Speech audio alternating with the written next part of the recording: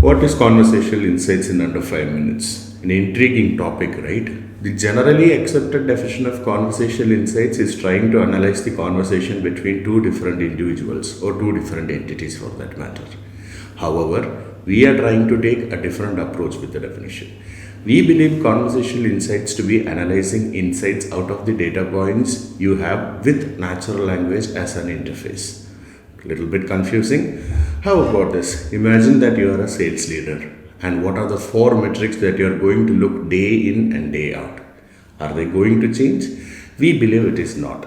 So, given that you are not going to change the insights or the metrics that you are going to look at, why are you ending up wasting your time in a dashboard that is overloaded with so much of different information? And this is where conversational insights is coming into play.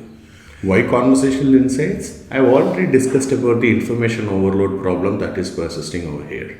Now add on to it additional overheads in terms of the cost of setting up the team, the cost of paying their salaries, the cost of training them in the right tools, and of course the cost that you're going to end up paying for the tools themselves, buying them, licensing them, etc. Now you can also add the time taken to derive such insights. Research says that it will take at least 4 to 5 business days for one dashboard or one insights to arrive in front of your table.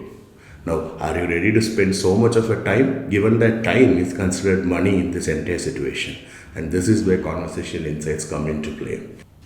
How conversational insights is going to help you? Point number one, it democratizes data access, which means your last line of employee will be able to access insights. Number two, it is instantaneous in nature, which means he can just whip out his mobile phone and access insights with his voice at a moment's notice. And number three, it is easy to use. By ease of use, which I mean that there are no technical complexities involved.